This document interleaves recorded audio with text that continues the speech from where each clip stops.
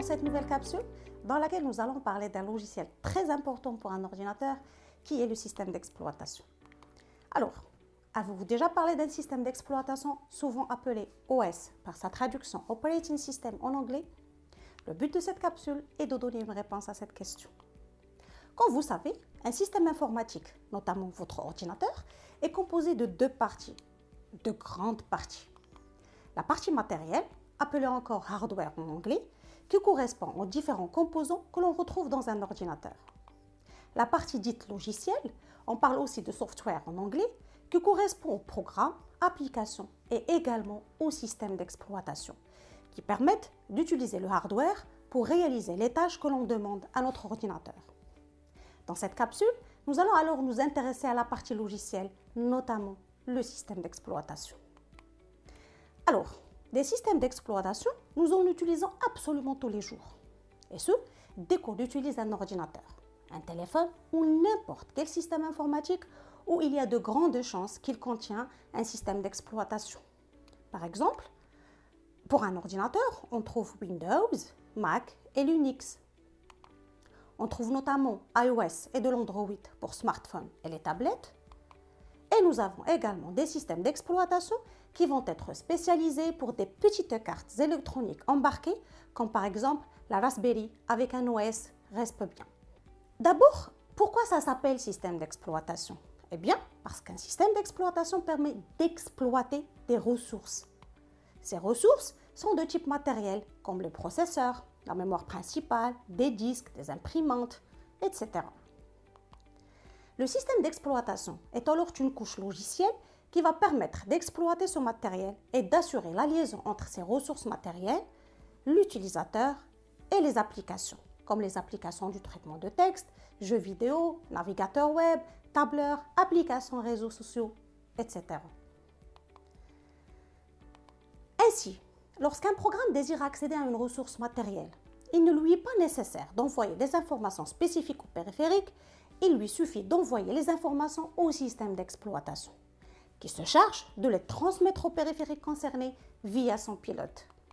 En l'absence de pilote, il faudrait que chaque programme reconnaisse et prenne en compte la communication avec chaque type de périphérique. On peut le considérer comme un chef d'orchestre de l'ordinateur. Rien ne fonctionne sans lui. Il gère les requêtes des utilisateurs, les ressources, les échanges entre le processeur et les programmes, et enfin les mémoires qui permettent le stockage de données comme un disque dur, une clé USB, un CD, etc. Beaucoup de débutants considèrent en fait un système d'exploitation comme quelque chose de magique et d'incompréhensible. Oui, un système d'exploitation est complexe, mais il faut savoir que ce n'est que du code qui est exécuté sur une machine. Ce code a été développé par des développeurs qui sont certes beaucoup expérimentés que d'autres. Faisons un zoom maintenant sur notre système d'exploitation pour voir de quoi il est constitué. La partie principale d'un OS en fait, c'est le noyau, ce qu'on appelle kernel en anglais. Il offre des fonctionnalités principales dans un système d'exploitation. Mais pour des raisons de sécurité, l'utilisateur ne peut pas accéder librement au noyau. Pour accéder aux fonctionnalités du noyau, il faut passer par des portes. La première porte, c'est les interfaces de programmation d'applications ou ce qu'on appelle API, qui sont des outils pour aider les développeurs à créer des programmes qui pourront tourner sur l'OS cible. La deuxième porte est les interfaces graphiques que tout le monde connaît et que nous utilisons régulièrement. Par exemple, pour arrêter l'ordinateur, on doit cliquer sur démarrer, après on clique sur le bouton arrêter. En fait, ce bouton est un accès à la commande d'extinction de votre système d'exploitation. Et la troisième porte est les commandes, qui permettent aux utilisateurs avancés ou professionnels d'interagir avec le système d'exploitation via un terminal. Dans ce terminal, vous pouvez écrire des commandes et avoir en retour les résultats. Par exemple, nous pouvons arrêter l'ordinateur sans passer par le bouton arrêter de l'interface graphique, mais cette fois en passant par la commande shutdown, qui permet d'envoyer une demande à l'OS pour éteindre l'ordinateur. Alors, le noyau est la partie la plus intéressante et la plus critique d'un OS. En effet, à travers ce que nous définissons des appels système, le noyau permet aux éléments matériels et logiciels de communiquer entre eux, de fonctionner ensemble et de former un tout. Il assure la majorité des fonctionnalités d'un système d'exploitation, à savoir la gestion des processus. En fait, c'est lui qui exécute les programmes et choisit également l'ordre d'exécution des différents processus. On dit que l'OS est une application multitâche. Il faut noter ici qu'un processus, c'est un programme en cours d'exécution, c'est-à-dire un programme qui est en cours d'être exécuté sur la machine. Le noyau prend en charge également l'utilisation et la gestion des ressources de l'ordinateur comme la mémoire. Il se charge de gérer le stockage et la manipulation de fichiers. Contrôler les périphériques rattachés à la machine est une mission très importante du système d'exploitation, surtout que nous avons une grande variété d'entrées-sorties qui ont des fonctions et des vitesses très différentes. On peut les classer en 3 catégories. Les périphériques d'entrée-sortie de stockage, périphériques de transmission comme des connexions réseau, Bluetooth, etc. et les périphériques qui permettent une interface humaine comme l'écran, le clavier, les souris, ainsi de suite. Et bien plus encore, le noyau permet également la gestion des communications réseau. Pour récapituler, nous pouvons dire qu'un système d'exploitation est un ensemble d'outils qui permettent à notre ordinateur d'être stable, de se connecter à Internet, d'être sécurisé et d'utiliser différentes fonctionnalités comme par exemple la calculatrice, comme lancer des jeux et des applications comme celles de réseaux sociaux par exemple. Sur ce, c'est la fin de cette capsule et au plaisir de vous rencontrer à une autre vidéo.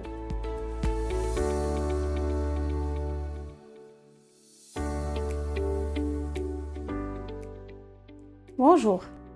Dans cette vidéo, nous allons explorer les différentes étapes d'évolution des systèmes d'exploitation. Notre vie quotidienne en est devenue indépendante. Les systèmes d'exploitation sont indispensables pour le fonctionnement de nos ordinateurs, nos portables, bref, les appareils et les infrastructures que nous utilisons tous les jours. Cependant, comme tout le reste, ils n'ont pas toujours été là. Les systèmes d'exploitation ont eu une origine et une histoire qui, comme ils ne pouvaient pas en être autrement, sont étroitement liés au développement de l'informatique même. Dans cette capsule, nous verrons très brièvement comment les premiers systèmes d'exploitation ont été et comment ils se sont développés au fil du temps. On peut très schématiquement distinguer 3 phases dans l'histoire des débuts des systèmes d'exploitation. Les premiers ordinateurs étaient des instruments d'expérimentation pour les chercheurs.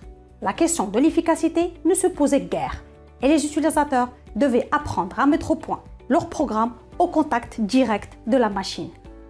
C'est pour cela que nous appelons cette phase la phase de préhistoire, car l'accès à un ordinateur se faisait en accès direct sans présence d'un système d'exploitation.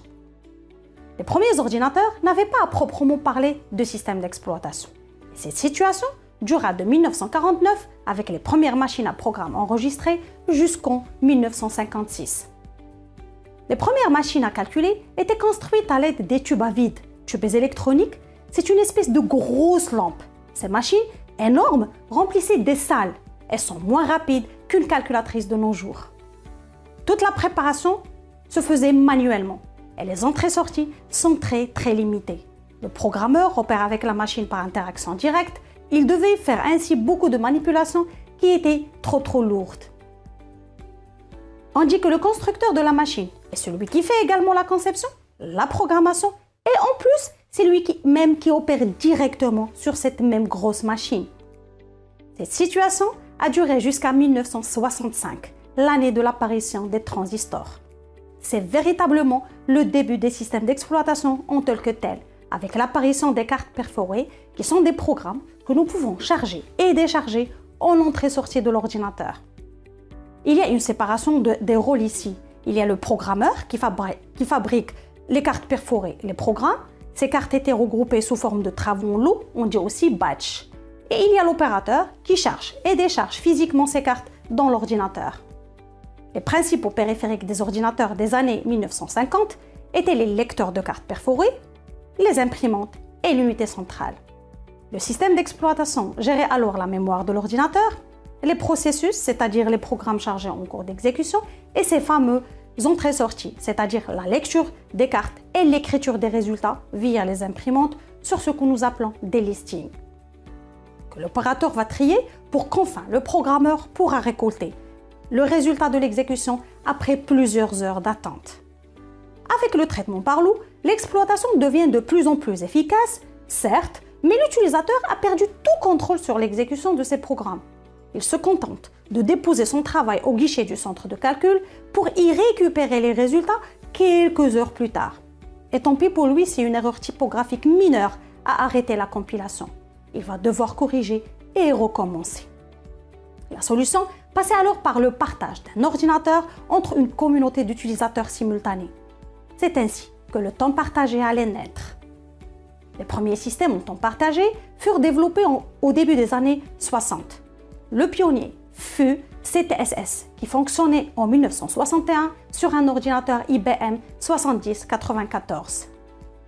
Le principe du temps partagé est simple. Il s'agit de tirer parti des différences de vitesse entre un ordinateur qui travaille à la milliseconde et un humain dont le temps d'interaction est de plusieurs secondes. L'ordinateur fonctionnait alors comme un grand maître d'échecs jouant des parties simultanées.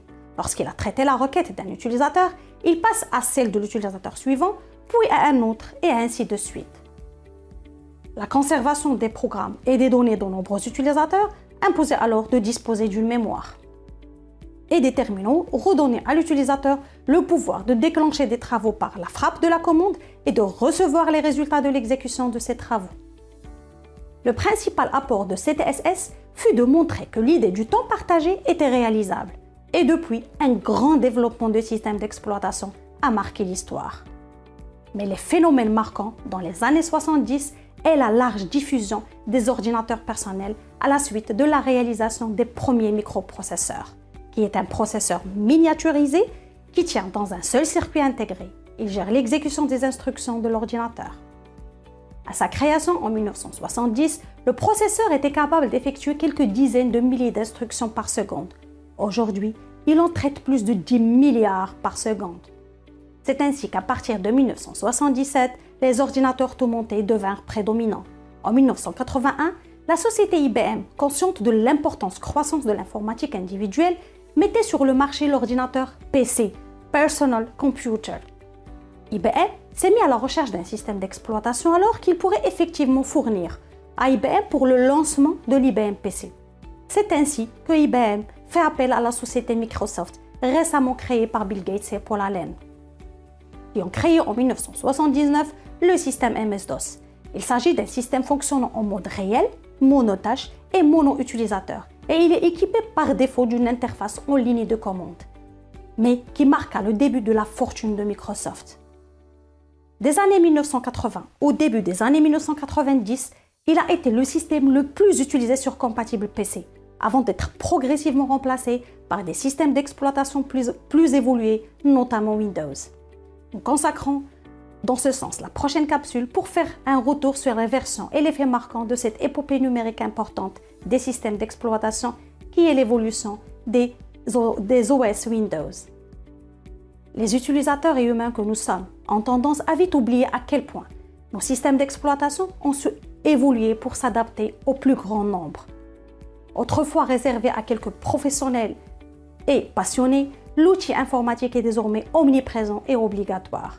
Sur ce, c'est la fin de cette capsule et au plaisir de vous rencontrer à une autre vidéo.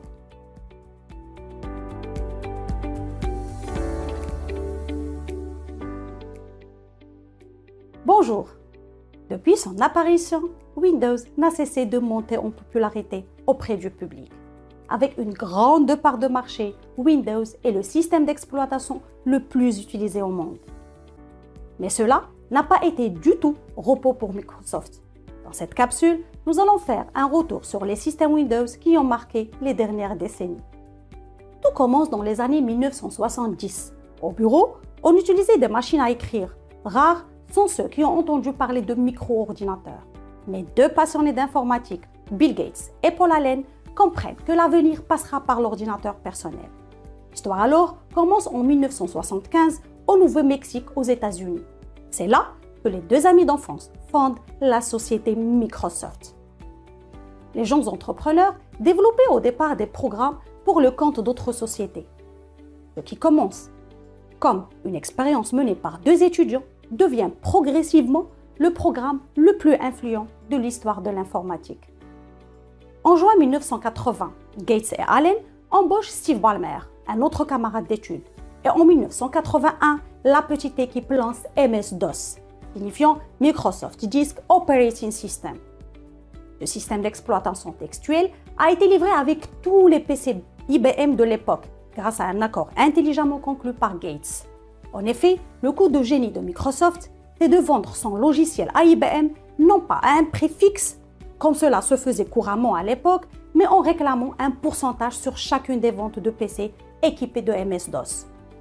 Avec MS-DOS, Microsoft propose un système d'exploitation fonctionnant intégralement et exclusivement en ligne de commande. Point n'est ici question d'interface graphique. Tout se faisait au clavier avec des commandes.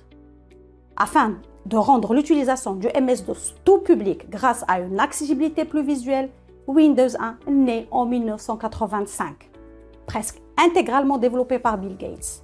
Lors de sa sortie, Windows fait beaucoup parler, notamment car le système s'appuyait beaucoup sur l'utilisation de la souris.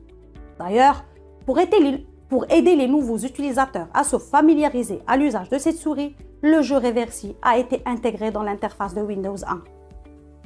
La première version de Windows comprenait notamment des logiciels comme Paint, Calculator, Notepad & Write, l'outil de traitement de texte. Et depuis son apparition, Windows n'a cessé de monter de plus en plus en popularité. Nous continuons cette capsule par faire un retour sur les versions et les faits marquants de cette épopée numérique importante des systèmes d'exploitation. En 1990, débute le succès pour Windows avec l'arrivée de Windows 3, qui s'est imposé notamment grâce à la gestion des lecteurs CD-ROM et cartes SIM. Un énorme pas en avant pour l'époque qui permet enfin à Microsoft de rivaliser avec Apple. Windows 3 signe également l'arrivée du fameux jeu du solitaire. Réel tournant dans le monde de l'informatique, Windows 95 sort le 24 août en 1995. Immense renouveau graphique, c'est avec cet OS que Microsoft introduit la barre des tâches, le menu démarrer et la corbeille. Mais c'est avec Windows XP, sorti en 2001, que Microsoft commence à marquer les esprits avec son fameux fond d'écran qui est considéré comme l'une des photos les plus vues au monde. XP pour Experience veut se démarquer grâce à une interface moins rigide, une sécurité accrue et beaucoup de nouvelles fonctionnalités comme le service de bureau à distance. Après 6 ans, Windows Vista fait son arrivée dans le monde en 2007. Vista serait un système révolutionnaire et plus sécurisé que son prédécesseur, le XP, très critiqué sur ce sujet. L'anticipation était à son comble pour les utilisateurs, qui ont malheureusement été vite déçus à la sortie de l'OS. Ainsi, suite au rapport attestant que Vista n'était pas aussi sécurisé que Microsoft l'avançait, ont contribué au désintérêt du public qui a rapidement su retourner auprès de Windows XP. Windows 7, baptisé simplement 7, fait son apparition en 2009. Après l'échec de Vista, Microsoft repense ses priorités pour se concentrer sur la sécurité et sur la satisfaction utilisateur. En 2015, Windows 10 a bien évidemment apporté son lot de nouveautés avec Cortana et surtout le Microsoft Edge. Il devait être la nouvelle identité de Microsoft, une approche en tant que service qui serait maintenue par des mises à jour annuelles majeures et gratuites. Quoi d'œuvre pour Windows 11 sorti en 2021?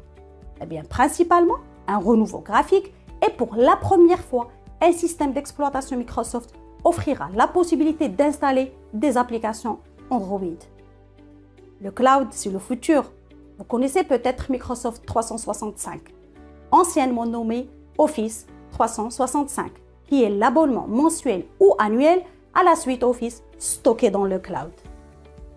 Ou peut-être Shadow et Stadia, les offres de cloud gaming qui vous permettent de profiter des derniers jeux vidéo avec seulement une connexion Internet. Windows 365, c'est le même principe, mais pour un système d'exploitation. Au fil du temps, et alors que les appareils électroniques ont révolutionné notre façon de vivre, Windows a une place toujours prépondérante sur nos ordinateurs, à défaut d'avoir réussi à percer les smartphones.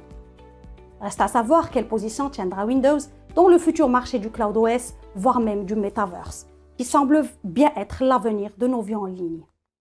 Sur ce, c'est la fin de cette capsule et au plaisir de vous rencontrer. À une autre vidéo.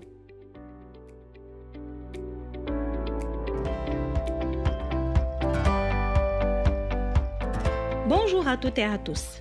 Dans cette vidéo, nous allons explorer quelques manipulations nécessaires à l'utilisation du système d'exploitation Windows, spécialement Windows 10. Alors si vous avez un petit peu de difficulté ou de mal à manipuler Windows, cette capsule vous est bien destinée. Quand vous vous connectez à votre ordinateur, le premier écran auquel vous arrivez est l'écran principal, le bureau, qui est une zone de travail à l'écran fournie par Microsoft Windows et analogue à un bureau physique. En effet, comme dans votre vie au quotidien, vous déposez vos documents et les outils que vous utilisez souvent sur votre vrai bureau en bois ou en métal, le bureau de Windows vous permet la même chose en vous permettant de déposer les applications, les dossiers et les fichiers que vous utilisez souvent. Nous allons revenir sur ça dans la prochaine capsule, mais maintenant nous allons nous concentrer sur le bas de cet écran. Alors ce que nous avons ici, c'est ce qu'on appelle la barre des tâches. Elle vous donne accès aux fonctions principales de Windows et surtout par le biais du bouton démarrer qui se trouve en bas à gauche de l'écran et qui vous permet d'arriver sur le menu principal de Windows. Ce menu va vous permettre de lancer la liste de tous les programmes installés sur votre ordinateur et en bas sur la gauche, il va vous permettre d'arrêter et de redémarrer votre machine.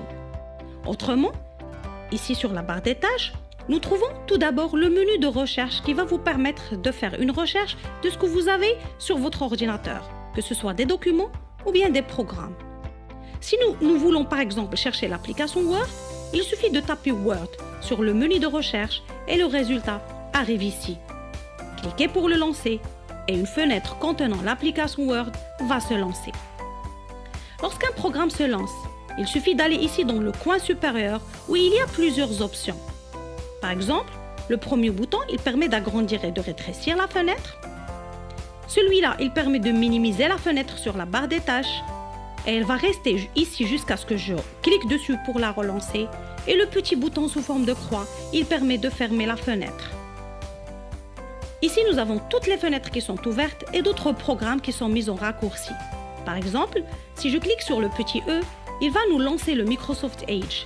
Ce dernier est un navigateur web de Microsoft et qui va vous permettre d'afficher des sites internet, de télécharger des fichiers et de faire des recherches par exemple.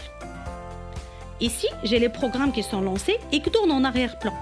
Pour les afficher, il suffit de cliquer sur la petite flèche. Vous pouvez ici par exemple trouver votre antivirus, les fonctionnalités réseau, ainsi de suite. Pour les rendre plus visibles, je peux les déplacer dans la zone visible ici. Comme je peux faire l'inverse et les masquer en les déplaçant vers la petite flèche. On trouve enfin un raccourci vers la langue de votre clavier, la date et l'heure. Et une petite icône pour les notifications qui vont venir quand un programme va émettre une nouveauté. Par exemple, un nouveau email qui arrive. En bas, on trouve des petits raccourcis qui permettent d'activer quelques fonctionnalités et services. Par exemple, le Bluetooth pour connecter et déconnecter des périphériques via Bluetooth, pour l'éclairage, pour les fonctions réseau, ainsi de suite. Si vous venez de remarquer, nous venons de parler d'icônes. Alors c'est quoi une icône? Les icônes, ce sont des pictogrammes ou bien des graphiques que l'on croise régulièrement dans Windows et qui permettent de représenter soit une application, un dossier, un fichier, etc. Alors, la première icône qui se trouve sur ce bureau est celle qui représente la corbeille. La deuxième icône, qui est une icône très importante dans Windows, est l'icône ordinateur appelée ce PC, et anciennement nommée pose de travail, qui se charge de lister tous les périphériques de mémoire reliés à votre ordinateur. Lecteur USB, lecteur CD, partitions présentes sur notre machine, etc. Pour y accéder, je double-clique alors sur l'icône ordinateur. Les deux dernières icônes que nous avons sur ce bureau sont représentées par des dossiers jaunes. Celles-là permettent de représenter les répertoires Windows et nous permettent d'y accéder afin de chercher des fichiers ou bien d'autres répertoires, que nous nommons aussi dossiers. Alors c'est quoi un répertoire et ou un fichier Windows? Et c'est quoi la différence entre ces deux notions fondamentales à tout système d'exploitation? Ceci est l'objectif de la prochaine capsule. Mais avant de finir la vidéo, je tiens à vous parler de l'origine du mot Windows. Alors, comme on a vu dans la vidéo de l'historique de Windows, Windows a été le premier système d'exploitation de la société Microsoft à bénéficier d'une interface graphique lui permettant de représenter des fichiers, des dossiers et des programmes dans des boîtes ou bien de fenêtres appelées Windows en anglais. Cette visualisation était si caractéristique que Microsoft a jugé que nommer l'OS en y faisant référence était la meilleure chose à faire. Sur ce, c'est la fin de cette vidéo et au plaisir de vous rencontrer.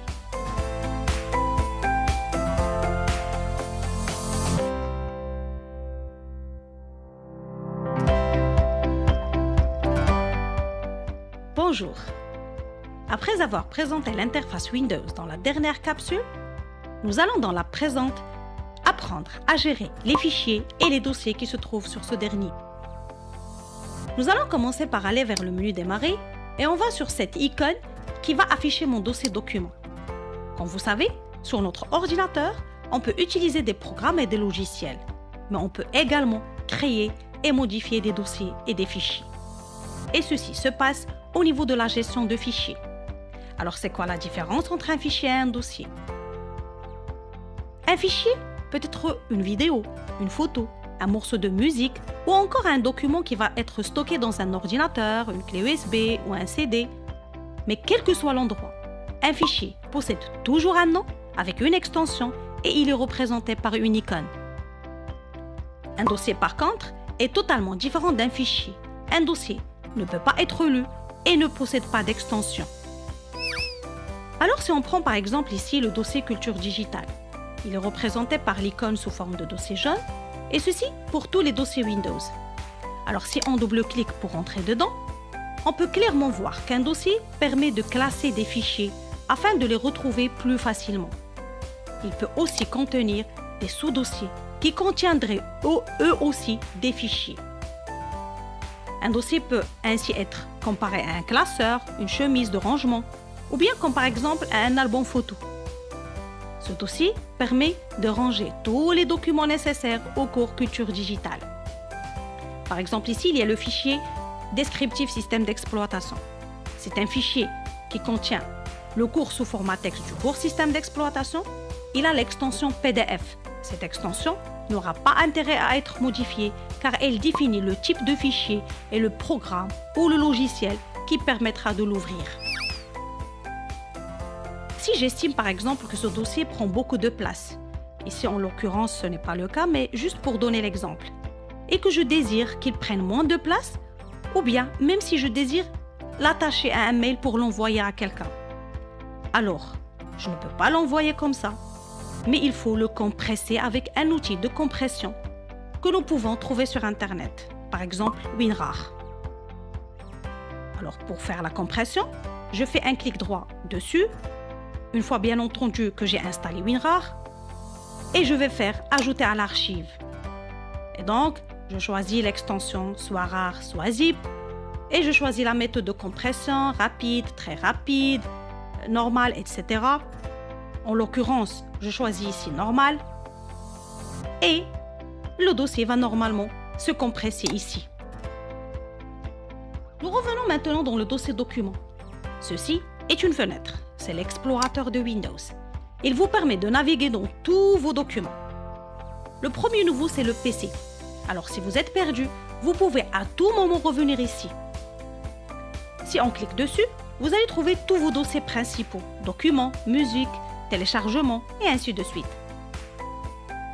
Ces documents ici, ce sont des raccourcis qui permettent d'aller plus vite dans les dossiers que l'utilisateur pourra utiliser. Le plus intéressant est de savoir comment sont organisés les fichiers dans le disque dur de l'ordinateur.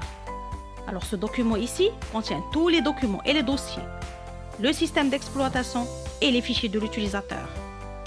Si on clique dessus, il y a plusieurs documents, mais on peut remarquer qu'ici, on appelle ce dossier C, qui peut changer selon la configuration bien sûr. Alors dedans, il y a plusieurs répertoires, mais tous vos documents sont stockés dans le dossier utilisateur. On clique dessus et en fonction, vous pouvez trouver un dossier qui porte votre nom. Ici, le dossier porte le nom HP. Alors dans ce dossier, vous allez trouver tous vos fichiers et vos documents. On peut l'appeler un dossier de travail. Et c'est ici que nous allons apprendre à créer des fichiers et des dossiers. Pour créer un fichier sous Windows, je viens sur le fond d'écran, je clique droite et il y a Nouveau. Alors je clique sur Nouveau et je peux créer soit un dossier, soit un fichier, selon le type désiré. Ici, nous allons créer un fichier de type document texte. Je clique dessus et alors le fichier est créé. Il reste à le renommer pour valider. Je clique sur Entrée ou bien je fais double-clic sur le centre. Maintenant, le fichier est créé.